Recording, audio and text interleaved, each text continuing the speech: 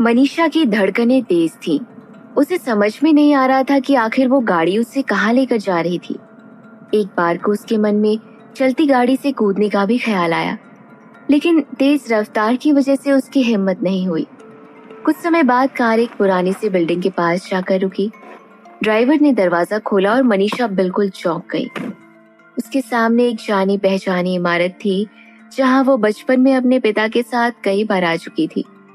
वो प्रताप रघुवंशी का पुराना ऑफिस था और उस एंट्रेंस पर व्हीलचेयर पर काला चश्मा पहने आदमी ने कहा, आंखें कमजोर है मेरी, लेकिन तुम्हारे परफ्यूम की महक को मैं अच्छी तरह से पहचान चुका हूँ।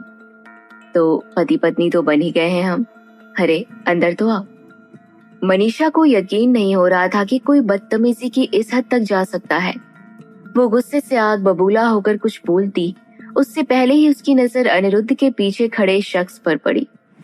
वो शख्स मनीषा से अपनी नजरें चुरा रहा था, क्योंकि उस शख्स को मनीषा ने पहले भी उसके लवर शिरीष के साथ देखा था, जो मनीषा के साथ ही काम करता है। ये कोई और नहीं, भरत था। भरत का लवर एक आदमी था, पर इससे मनीषा को कभी कोई फर्क नहीं पड़ा। तभी अनिरुद्ध की बात से मनीषा को होश आया। अरे आप तो अपने पति से ज्यादा अपने देवर को देख रही हो। ये मेरा भाई है भरत।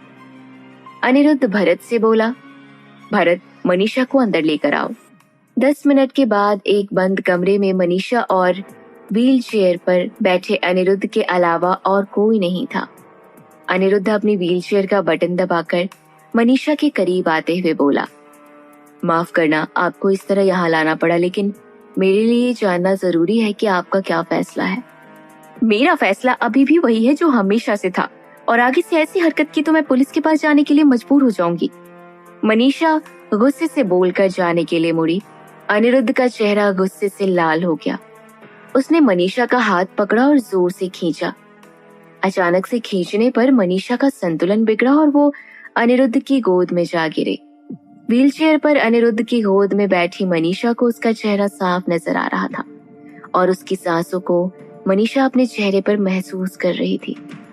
मनीषा की धड़कनें ऐसी तेज हो गई थी जैसे उसका दिल उसके मुंह से बाहर ही आ जाएगा। अनिरुद्ध फुसफुसाते हुए बोला, देखा, मैं इस लायक भी नहीं कि मैं आपके साथ कुछ कर सकूं, क्योंकि अगर कुछ करना भी चाहूं तो मेरा आधा शरीर मुझे कुछ करने की इजाजत तक नहीं देगा। मैं कमर से नीचे पैरालाइज्ड हूँ। इससे बेहतर आपके लिए क्या होगा? इसलिए मेरी बात मानिए और मुझसे शादी कर लीजिए। मनीषा का सब्र अब जवाब दे चुका था। उसके चिल्लाने की आवाज मानो पूरी इमारत में गूंज उठी। आखिर तुम चाहते क्या हो? जब मैं तुम्हारी किसी काम की नहीं तो मुझसे शादी क्यों करनी है तुम्हें?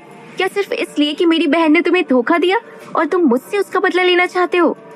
मैं आपसे कोई बदला नहीं ले रहा, बल्कि मैं अपने दादाजी की आखिरी इच्छा पूरी करना चाहता हूँ। ये सुनकर मनीषा के होश उड़ गए और तभी अनिरुद्ध आगे बोला, लगता है माँ बाप ने अनाथ बच्चे को प्यार दिया पर सच्चाई नहीं बताई। तो सुनो, मेरे दादाजी ने मेरी शादी तुम्हारी बहन से नहीं बल्कि तुमसे तय की थी। हम दोनों की किस्मत में यही लिखा था, लेकिन तुम्हारी माँ के लालच ने उस फैसले को बदल दिया। मनीषा के होश उड़ गए और वो झुंझलाती हुई बोली, ये तुम क्या बकवास कर रहे हो? ये सच है, तुम्हारे पिता इस रिश्ते के लिए राजी थे, पर तुम्हारी माँ अपनी सगी बेटी का रिश्ता एक करोड़पति खानदान में करना चाहती थी। लेकिन जब मेरा एक्सीडेंट हुआ तब तुम्हारी माँ और अनीशा का मन बदल गया। ये सुनकर मनीषा किसी मूर्ति की तरह जम गई थी और तभी अनिरुद्ध बोल उठा, इस गलती को सुधारने का और दादाजी की इच्छा पूरी करने का एक और मौका है हमारे पास। मनीषा चुपचाप खड़ी रही। अनिरुद्ध फिर से बोला, ठीक है, आपके पास सोचने के लिए 24 घंटे हैं, लेकिन उसके बाद मुझे आपका जवाब चाहिए, जो कि हाँ ही होना चाहिए। सड़क पर चलती मनीषा के मन में एक तूफान सा चल रहा था। जिंदगी में एक के बाद एक मिले सदमों से उसका मन बहुत भारी हो गया था, जहां सुकून मिलने की कोई गुंजाइश नहीं थी। तभी अचानक मनीषा के कदम अपने आप रुक गए। सड़क के उस पार वो इकलौती ऐसी जगह थी जहां मनीषा को थोड़ा सुकून मिल सकता था। Mother Mariam orphanage and old age home के अंदर जाते ही मनीषा को राहत का एहसास हुआ, क्योंकि वहां के लोगों की जानी पहचानी मुस्कान उसे हमेशा से सुकून देती आई थी। और देवी क्यों ना, जिस दिन से उसे पता चला था कि वो अनाथ है, उसका उस जगह से एक रिश्ता सा बन गया था। वो अपनी सैलरी का एक हिस्सा उस जगह दान करती थी। वहां एक बूढ़ी औरत रहती थी जिनके साथ रहने में उसे बहुत खुशी होती थी। वो उस औरत को अपनी दादी मानती थी। दादी से उसका कोई खून का रिश्ता नहीं था, लेकिन वो खून के रिश्ते से भी बड़ा बन चुका था। आज दादी के सामने मनीषा ने अपना दिल खोल कर रख दिया था और फिर उसने दादी से पूछा, आप चुप क्यों हो दादी? मुझे बताओ मैं क्या करूं? दादी अभी भी चुप थी और मनीषा उनके कुछ बोलने का इंतजार कर रही थी कि तभी दादी ने अपनी चुप्पी तोड़ते हुए कहा, जब जिंदगी की नाव तूफान से घिरी हो तो डूबने से तिनके का सहारा लेना बेहतर होता है। क्या पता तुझे भी कोई तिनका मिल जाए। दादी की बात मनीषा के सिर के ऊपर से चली गई, लेकिन फिर भी उनके सामने अपना मन हल्का करने से उसे एक अलग ही सुकून मिल रहा था। तभी मनीषा का फोन बजा और फोन उठाते ही दूसरी तरफ से शिरीष ने चिंतित स्वर में कहा, मनीषा जल्दी से ऑफिस आ जाओ, मुझे तुमसे एक जरूरी बात करनी है। मनीषा के मन को थोड़ी शांति तो मिली थी, लेकिन ऑफिस में बैठे शिरीष का मन शांत नहीं था। वो बेसब्री से मनीषा का इंतजार कर रहा था। मनीषा के ऑफिस पहुंचते ही शिरीष उसे अपने केबिन में लेकर गया, जहां भरत पहले से मौजूद था। मनीषा को देखते ही भरत घबराते हुए बोला, तुमने मेरे भाई को मेरे और शिरीष के रिश्ते के बारे में कुछ कहा तो नहीं? मेरा भाई बहुत खतरनाक है, अगर उसे जरा से भी भनक लग गई तो। भरत इतना डरा हुआ था कि वो लगातार बोले जा रहा था। मनीषा ने बिना कुछ बोले अपना सिर ना में हिलाया। मनीषा का रिस्पॉन्स देखकर भरत और शिरीष की जान में जान आई और उन्होंने मनीषा का शुक्रिया अदा किया। पर मनीषा को इस बात का बुरा लग रहा था कि भरत को एक बार भी इस बात का ख्याल नहीं आया कि उसके भाई ने मनीषा के साथ कैसा व्यवहार किया था। सच में ये दुनिया बहुत स्वार्थी है।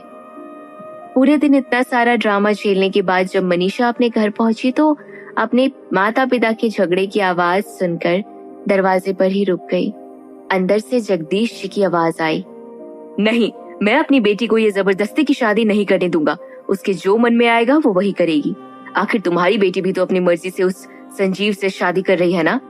लता जी बड़बड़ाई, तुम ये क्यों नहीं समझते कि इतने बड़े घर के रिश्ते को ठुकराना सही बात नहीं है? आखिर अनिरुद्ध का रिश्ता पहले मनीषा से ही तो तय हुआ था। जगदीश जी तेज आवाज में बोले, हाँ, जिसे तुमने ही बदल दिया था। तुमने झूठ बोलकर मनीषा की जगह अपनी छोटी बेटी का रिश्ता तय कर दिया और अब जब अनिरुद्ध अपाहिज हो गया है तो तुम्हें वो पुराना रिश्ता याद आ रहा है। ये बातें सुनकर मनीषा सुन्न पड़ गई। वो सभी दावे जो अनिरुद्ध ने किए थे मनीषा उन्हें सच होता देख रही थी, पर वो इस बात के लिए अनिरुद्ध की एहसानमंद नहीं थी, बल्कि उसे और ज्यादा गुस्सा आ रहा था। उसे ऐसा लग रहा था कि उसकी जिंदगी बर्बाद करने का जिम्मेदार सिर्फ अनिरुद्ध ही है और अब वो कुछ नहीं सुनना चाहती थी। वो वहां से हटकर गार्डन में रखी बेंच पर बैठकर रोने लगी। पता नहीं मनीषा कब तक आंसू बहाती रही और पता नहीं घर के अंदर से आती आवाजें कब तक मनीषा के दिल पर वार करती रही। मनीषा को ये तक नहीं पता चला कि शाम कब ढल गई और कब उसकी जिंदगी की तरह आसमान में भी अंधेरा छा गया। तभी उस अंधेरे को चीरती हुई एक रोशनी मनीषा की आंखों पर पड़ी। मनीषा के घर के बाहर एक महंगी गाड़ी आकर रुकी। मनीषा उस गाड़ी को पहचान गई थी। वो उस दूसरे आदमी की गाड़ी थी जिसका मनीषा की बर्बादी में बराबर का हाथ था। वो गाड़ी संजीव की थी। मनीषा तुरंत उठकर एक पेड़ के पीछे जा खड़ी हो गई। उसने देखा कि गाड़ी से अनीशा और संजीव बाहर निकले।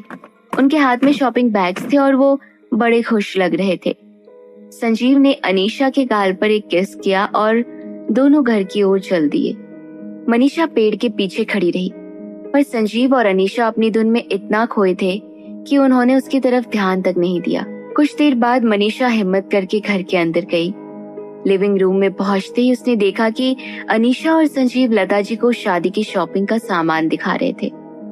मनीषा सबसे नजर बचाकर अपने कमरे की तरफ बढ़ी कि तभी संजीव ने उसे आवाज दी, मनीषा, क्या 1 मिनट हम बात कर सकते हैं?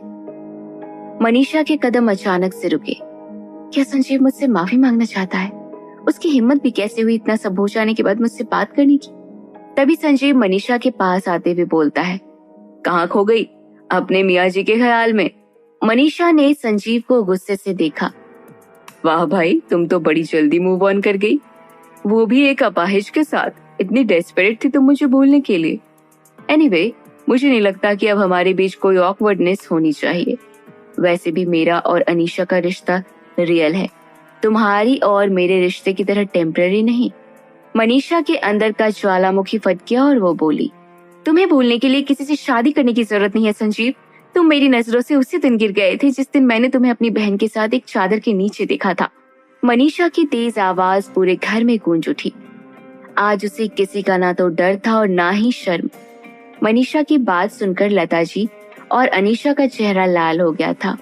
संजीव को उसकी हैसियत दिखाने के बाद मनीषा तेजी से अपने घर के बाहर निकल गई और पीछे सिर्फ एक सन्नाटा छोड़ गई।